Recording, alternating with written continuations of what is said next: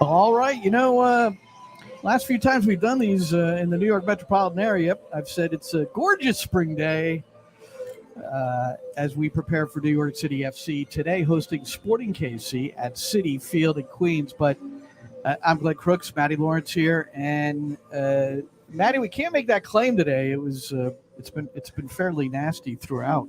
It's Manchester out there. This is the City Group, the head of the City Group, obviously Manchester City. It's Manchester out there, rainy and grey. 345 days of the year in Manchester, rainy and grey. That's what we've got here.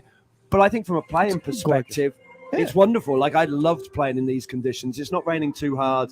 The surface of the field is obviously watered due to the rain. I think it should be, well, first it'll be a very good game. We know that. You've got two very good teams playing. I know Sporting KC is struggling, but they're a good team, suffering from injuries. But yeah, it should be an exciting game at another baseball stadium. Yeah, we're in Queens, Citi Field. Sometimes we're at Yankee Stadium in the Bronx. And the last game here was pretty crazy, 5-4, the win over Toronto. And yeah, New York City is scoring some goals. But first, Sporting KC, they've had back-to-back draws. Yeah. And they hadn't had a tie in 20 consecutive regular season games leading into that. They're a team that likes to score goals. They pride themselves on that, and also on the defensive side. 8 goals scored, 16 against in 10 matches. So that's not so good for them. New York City, on the other hand, Matty, with 14 goals in their last 3 matches. And we learned statistically that only 7 teams in MLS history have a 3 consecutive game total of 14 goals scored. So prolific, yes, and I don't know what will happen in game number 4, but it's been fun to watch. It's been fun to call. We had a lot of goals to describe. Well, it really has, considering in 4 of the first 5 games we only had 1 goal. So yeah, it's been wonderful, and being deadly serious. When you see the quality of NYCFC's attack, there is no reason why they can't score another 3 or another 4 or another 5. They are so incredibly impressive and cohesive going forward. It looks like all of the forwards have played together with each other since they were kids. The way that they interchange and the way that they can swing from right to left, there's no real position. Apart from Castellanos, any of the other players can flit. I don't quite mean flit because that doesn't sound quite right. But they have the ability to move all over the field. And I think Ronnie Dyler gives them that license. And the quality of Tyler Magno or Santi Rodriguez or Thiago, obviously we know about Castellanos. But then even coming off the bench, somebody like Pereira, it really is. And I'm not one to be nepotistic or somebody just rooting for the team that I'm working for. No, but it's a joy to watch at the moment. It really is. It's fantastic. We talk about SKC, a club that's pretty close to my heart. I worked for them for 3 years.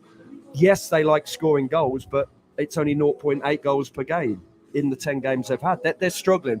Look, a lot of it's down to injury. They have never had a big-time player at the club, and they threw an awful lot of money at Pulido in terms of transfer fee and his wages, and he's been injured the whole time. And that's the problem when you throw all of your money and eggs in one basket, and that guy gets injured, and he's been injured most of the time. He's a very good player, but it's no good if he's sitting with his foot up icing for most of the time. You mentioned the mobility of the New York City attack and how interchangeable. One guy getting forward and closer to goal is Keaton Parks. So let's listen back to see how we describe that on the New York City FC network. Matty Lawrence and I, we've got live coverage beginning at 6:45 on the NYCFC network, which is nycfc.com/radio. Pregame show with Ronnie Dyler. But here's Keaton Parks. This proved to be the game-winning goal. Into an onside position. What a turn. Here's Parks. Here's the shot. And New York City up 1-0. And Parks, Magno with a wonderful assist on the half turn under pressure. He was able to get himself free. Got his eyes up, found Parks. And Keaton's second goal of the year. And it puts New York City up 1-0 here in the 74th minute at Yankee Stadium. Well, the buzzword has been patience, and they have been patient. And Keaton Parks, the newfound goal-scoring machine, lashes one into the roof of the net. Yep. His family liked that call, Matty. I bet. The scoring machine. 2 goals in 2 matches. Also scored against the Toronto FC.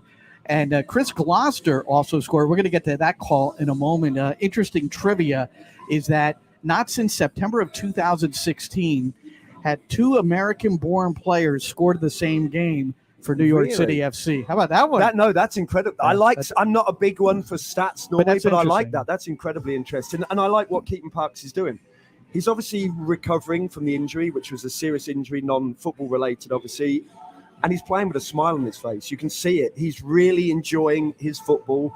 And it shows on the field. And we know he has that ability to break into the box, but we're only really just seeing it now. I'm not saying he's going to score another goal today, but he's finally having that bit of self-belief to get into the penalty area, find himself in the right place at the right time, a Frank Lampard type run, or Tim Cahill, players who played in MLS. They have that ability, and Keaton Parks has that ability. Technically, he's very, very good. And I think him and Acevedo, or him and James Sands as of last year, or Parks and Morales, I think that they are very, very pivotal to this side. Of course, we talk about the forwards, but the protection that Parks and Acevedo or Parks and Morales give to the defence, and then on the flip side as well, then the way they create chances with the ball. It's, as I say, it really is a joy to watch. And I don't like being that person who's just getting behind the team because I work for them. But it really is joyous to watch right now going forward. Well, before the Toronto match, so that's before Parks even scored a goal this year, I had that one-on-one with him where he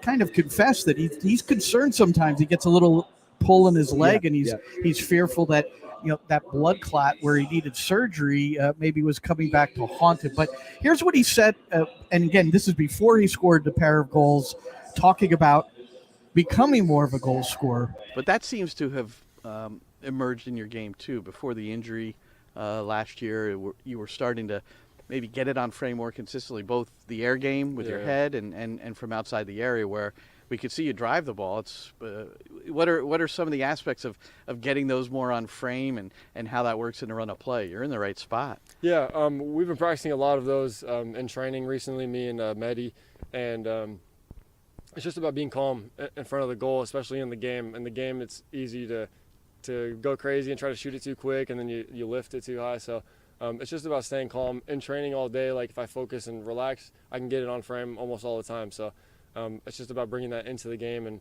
and calming myself before I shoot the ball. So that is an interesting part about finishing, isn't it? Like you have to work so hard to get into certain positions, and then is it at the point of impact? When do you relax your body? I think it's like the final steps up to it. Like if you really just focus and like make the steps right, then you can aim the ball like where you want it to go, But if you try to rush it at all and you plant your foot wrong, then there's no telling where it's going to go most of the time. I like what he talked about the steps leading up to the shot and coordinating that. I ran into Mehdi Belushi down in the locker area when I went down to walk the field a little bit. The field's pretty firm considering all the rain we've had. And Mehdi talked about how he's worked with him and kidded, it was me. It was all me. But you could even see in those finishes that we showed his 2 goals, Toronto and then San Jose, very calm in front of the goal. There's 2 points there that stick out to me. He spoke for a while there, but 2 points. One is he can do it in training all the time. Yeah. And I know a million footballers who are training ground players, right. But then on a Saturday at 3 p.m., stereotypically back home it's 3 p.m. on the Saturday, then they fall to pieces in front of a crowd. It's easy to be a training ground player. Right. Keaton Parks is translating it from the training ground onto match day, and also the calmness as well.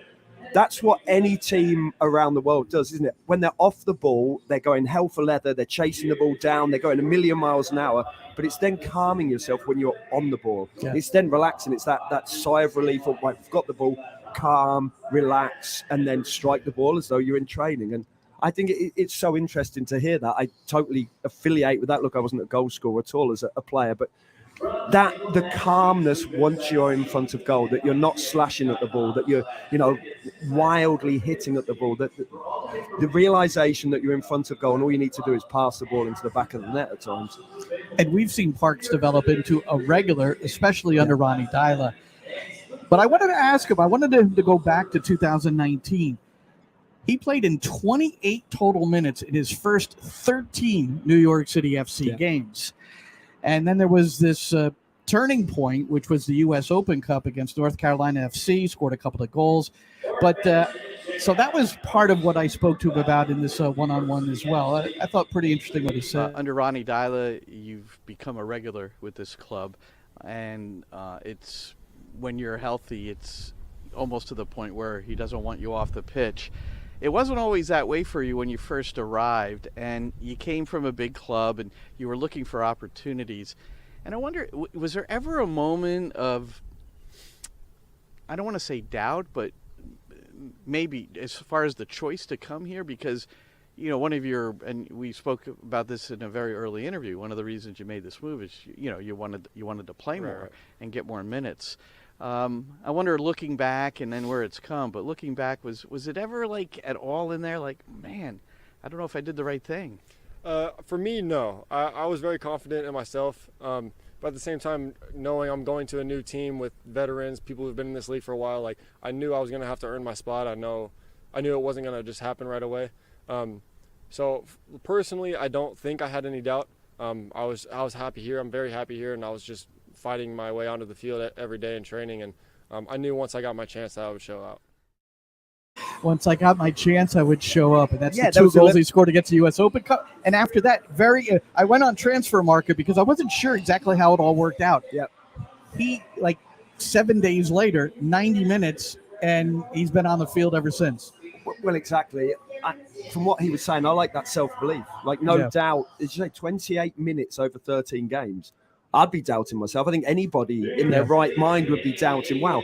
And yes, what you said, yes, you've left the big club, Benfica, but he's playing in the reserves. You can be at Real Madrid. If you're playing the reserves, it's not a big club because you need to get your minutes on the field. And he came here with that belief that he wanted to get minutes, and I like that. I like, even when he's only played a few minutes in his first 13 games, that he still didn't doubt himself. And that's what good players have. It's not arrogance, it's self-belief. And there's a fine line there between arrogance. Somebody like Ibrahimovic has masses of arrogance, but to have got as far as anybody gets to be out on the field for NYCFC, whoever it is, you have to have that self-belief. You've already bypassed a million other soccer players in the world and proven that you're good enough. So you have that self-belief, but you have moments of doubt. It's human nature, isn't it? If you haven't played in a long time, you're sitting on the bench, of course you're going to doubt yourself. And he was so anxious at that time to get out and play. Because I spoke to him prior to him becoming a 90-minute player, and prior to that U.S. Open Cup match, and he was constantly, I just need a chance, you know, and you could say, I think he was disturbed by the fact that he wasn't being given that chance. But that's, you know, any player is going to feel like that. I mean, you know, all you want is that ability to prove yourself, isn't it? So you can't do it in 22 minutes or 28 minutes over 13 games. You need to be playing 90 minutes and consistently to really prove yourself. But where he's come. He's in the men's national team discussion again. Yeah, I mean, it's out there, social media and, you know, different media types. But look, that's a tough he's spot. In the conversation. It's a tough spot, the middle of midfield for the US men's national team. When you've got McKinney, when you've got Adams, and, you know, a plethora of other players. Pulisic, maybe not quite the middle of midfield, but he can play at the tip of the triangle if you want to go that way. The other thing is, lots of US men's national team players are injured right now. Yeah. So it really is a chance to play your way in. I think technically he's incredibly gifted, Keaton Parks. He's not the same player as Alex Ring, but he's filled in that spot, that hole that Alex Ring left. As I say, they're not the same player. I'm not equating them together, but there was a big hole to fill when Ring left, and Keaton Parks has certainly done it. All right, I'm Glenn Crooks. That's Matty Lawrence. Not too far into the future. What time is it? 6:13, 6:45. That's Eastern time. Not sure where you're listening to this, but we'll have our pregame show on our live commentary for the broadcast of New York City FC versus Sporting KC. New York City leads the overall series 3-2. They've won the last 3, in fact. All 3 wins came at Yankee Stadium. We're at Citi Field today. Now, before we leave the San Jose match, 3-0 win, scoring the decisive goal was Chris Gloucester, Jersey boy, Montclair. I knew you'd get it in somewhere. Well, Keaton Parks is Keaton Parks is a Texas boy, but Keaton Parks, we share a birthday. So if there's the only people I put on are those that have some sort of association with some kind of affiliation with New Jersey or you. There has to be something. Yes, you live in Jersey City now, I allow you. I'm a Jersey boy now. You're a Jersey boy, but So Gloucester scores this goal. Here's the goal as we called it, and then a little bit of Chris during the postgame. Nice reception by Gloucester. Can he get something off? He beats Marcinkowski in the front post for his first career MLS goal. Coming on as a substitute for the injured Molde Amundsen, Chris Gloucester, and he's running to the corner flag, and he's blowing kisses up to the section just below us. Or to us. Or to us. There must be some family members in this area. And that'll do it. New York City sealing this one. It was a crazy moment for me, an unbelievable moment for me. Especially being able to have my family and friends there was a great moment for me. And obviously to score my first professional goal for this club at Yankee Stadium is a really big honor and a really huge accomplishment for me. And I was really excited. I mean, I honestly, in the moment, I didn't know what to feel because, things like that don't really happen. But I think, I was able to come out and put in the back of the net and help the team just seal the deal. And it was a really amazing moment for me. Okay. Blowing kisses to us. It was beautiful. He saw us, Glenn. He saw us. And his family, perhaps. But Gloucester will start today. Molde Amundsen is still out injured. Gloucester had come in because Molde had picked up what we believe is a thigh injury. It's just being called a leg injury by the club. And the other player missing from the 11 today, Matty, and we're going to roll the starting lineup in a moment, is Tati Castellanos. Eber has the stitches out of his head. He had a collision late in the Toronto FC game off of a Toronto goal on a corner kick. And Eber is starting in place of Tati Castellanos. And here's the 11. It's Gloucester in for Amundsen. And those are the only two changes. Talked to Ronnie Dyla before down on the field, and he said that the Castellanos injury is not severe, and they want to take care of him so that he's ready to play next weekend, meaning not the U.S. Open Cup midweek either against the Rochester MLS Next Pro team. We're going to see an entire group of second team or reserves in that match on Wednesday, but no Castellanos. It's massive. There's no two ways about it. It's a huge loss. Forget his goal scoring. It's his work rate. The one thing you do know is that the Sporting KC two centre halves are breathing a big sigh of relief and thinking, right, I don't need to put my big shin pads on today. I'm not going to get kicked. I'm not going to get elbowed every time. Eber's a totally different player. We know he's still recovering from that injury. Yes, he's fit, but he's certainly not match fit. That is for sure. And he doesn't have. He's a totally different type of player. He doesn't have that drive and desire and determination that Castellanos has, and not many people do. That's not being disparaging to Eber. It's just what Castellanos brings, and I'm totally talking about off the ball here as well. How difficult he makes life for the opposition defenses and goalkeepers as well. I would hate to play against him. Absolutely hate it. So he's got 9 goals in his last 14 games, all competitions, 18 goals in his last 23 games, all competitions. So that's a proper striker. I would say those are numbers for a striker that enables you to win trophies too, right? Yeah, you need somebody who's going to score in an MLS season of 34 games. Somebody's got to get 15 to 20. In a Premier League season of 38, you need somebody getting 20, 25. Serie A, you really need somebody getting 20, 25. It's just a fact. You don't have to have it. Look, Man City don't have it. Right. But they play with 10 midfielders. But they're one of very few, and they have 6 or 7 players who all get 10 to 12. Lewandowski at Bayern Munich or Mbappe at PSG. You can go through many teams. Man City are literally the only team that don't have a true top draw number 9, and they've have that kind of success. And they're just going to buy Haaland for more money than the GDP of many countries in the world. So they're going to have him, and they are maybe they won't get knocked out in the semi-finals from now on. But that's just my dig. So without Castellanos did not score in the 3-0 win over San Jose. We know New York City has scored 14 now in their last 3. They are third in MLS with 19 goals. So one of my questions of Ronnie Dyla, and this is a portion of an interview that you'll hear at 6:45 on our pregame show presented by Ford. But here's Ronnie Dyla about the attack and the emergence of all these goals. I think we have been that the whole season. We have in the preseason we smashed Mexicans, the 2 Mexican teams, We had a lot of chances against, I think it was Chicago we played in the preseason. We had a lot of chances against the Costa Rica team, but we had a period that we felt a little bit tired and we don't perform at the top. But I think now when you get that break, as you said, and we are back again in the level we can be. So I've seen that in training over a long time. I've seen it in the training matches that we have taken another step from last year. And the big thing is now that when things goes well, it's easy to be a little bit complacent and lose your humbleness and understand what is the reason why we are performing so well. Still, we have 25 games left, I'm sure, and to play. We know that it's going to be injuries. We know that it's going to be hard times.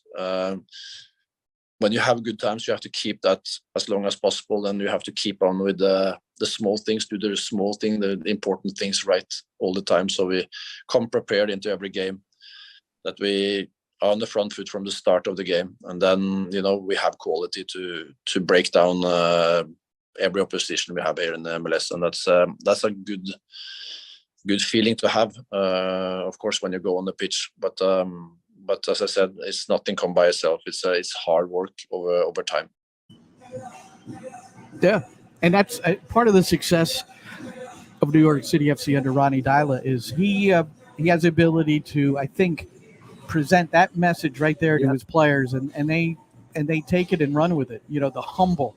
I like that, hungry and humble, no matter what happens. Right? Absolutely, and I took two of his last few words were hard work as well, which is what it's all about. And I know that's very easy to say, but you see so many teams. If you watch, of course you should work hard. Right? You should. It should be the first thing you do as a professional footballer. But you saw Man United get beaten by Brighton, and there's not one of the players worked as hard as they could.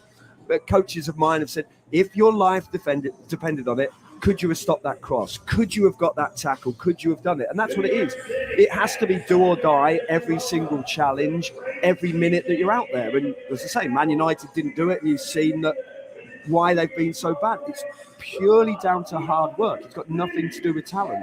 And that's why I like Castellanos, and I know we're missing him, because I know how talented he is, but it's about the hard work and the endeavour. And he does it week in, week out, a bit of a cliche, but he does. And he will do it from minute 1 through to 90. A football game is 90 minutes, maybe 95 with additional time. And he will do it the whole time.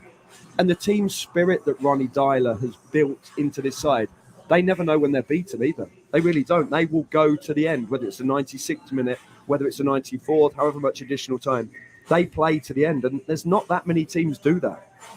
The description on Talk Sport, I was listening to Man United coming in Brighton on the sea, and some of the things, Manchester United not enjoying their trip to the sea, but you could sense the poor work load or effort or work ethic, workload, however we want to describe it. It's not there, and you can see it. You know full well when a team is giving their all, and that's all fans ask for. I played for Millwall, and all the fans wanted was 100% commitment, and if you lost, you lost because the other team were better than you. Give me 100% commitment and we will deal with it. And it's surprising how few professional athletes, male or female, give you 100% commitment every single minute of every single game throughout the season. Firstly, that's very hard. It's very hard physically and mentally to do it every single minute. Sure. But that's what you're paid for. That's why you should do it. Bare minimum, work hard. Work as hard as you can, and people will forgive you of anything else. All right, so Robert Downs wants to know who scores today. That's you. I'm throwing that to you, Matty. Who scores tonight? I think that Carlins may come up from the back and score a goal. I'm going obtuse there, and I'm going with Carlins. Wow. That's what I'm saying. And then that's just the first goal. Then Tyler Magno is going to score as well. Well, Collins does have a goal this year. And then last year, of course, he scored the playoffs. He scored a lot of the playoffs. One in the run of play, a couple of PKs. Maybe with Castellanos down, maybe Collins will take the PK. Magno draws the foul, and then Collins. Yeah. That's what I'm going for. Collins with the first, and Tyler Magno with the second. All right. So Sporting KC, let me roll their lineup here. They're coming in with a team that's, certainly they've had some injury woes. Yes. They've got a couple of DPs, including Polito, a goal scorer, on the sideline, on the injured list permanently with ACLs.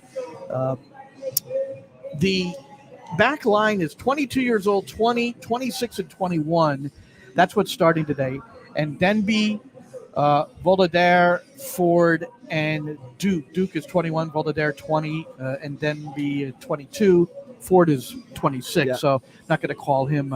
But here, let's hear once from Peter Vermees here, Jersey boy. Got to bring him in. Went to Rutgers. Hey, he was assistant manager or assistant coach at Rutgers when I played against Rutgers in 1994. Wow. There you go. Yeah, All Hardwick right. against Rutgers. We won 3-1. Well, the woes continue for Vermees. His team is 2-6-2, 11th in the West. They can't score. They concede a lot. And here's Vermees during the week. I mean, look at our back line. Our back line in the last game, basically you're talking about 4 new guys in our entire back line. So it changes things because you need time to spend with other guys to get them to do sometimes details that you guys don't see, but they have an effect negatively and positively on the team if they're done or not done. And so again, it takes a little time to do that. And look, I'm the first one that understands that time is not a word that is accepted all that much in sports, whether it be internally, whether it be owners, whether it be it could be staff, it could be players, it could be your fans, it could be all that. I understand that, but the reality is that there's not a lot of things in life that if you want to be good, it takes a little time. And when you have new people or you lack continuity. Yep. And especially at the back, better than anyone, having played there, and probably have all of a sudden had 3 different guys around you for a match and trying to sort it all out. It's not impossible. It's all about relationships playing as a defender. Certainly the 2 centre-halves. You get better as you work out how your fellow centre-half plays. And after 10 or 20 games, you enjoy playing with the guy, or you realise that's not the guy for you. When you're just throwing almost pieces into the puzzle there, it's very, very difficult. And look, Courtney Ford is the most experienced there. He's played 50 games. He certainly wasn't a starter for Colorado. Look, it's a really, really poor Sporting KC side. It doesn't mean that they don't have quality, but NYCFC should win. It's just a fact. NYCFC's side is better than Sporting KC's. They've got so many injuries, have Sporting KC. It's very, very hard for them right now. And they've lost all 5 away games so far this season, and against poor teams as well. 7 consecutive losses on the road dating back to last season for Sporting KC. So the scene is set, and there's the contrast. New York City trying to make it 4 wins in a row, scoring a boatload of goals. Sporting KC, they're coming off back-to-back draws. They do have 3 clean sheets at home, but they haven't been able to do it on the road. Can they today? Citi Field in Flushing, Queens. We're going to find out with you in, not much time. Not long. No, about 15 minutes. We're going to start our pregame show on the New York City FC Network, nycfc.com/radio. Kickoff is 7:08 p.m. So hopefully you can listen to us. Maybe you're just watching. Either way, for Matty Lawrence, I'm Glenn Crooks. Enjoy the game, everybody.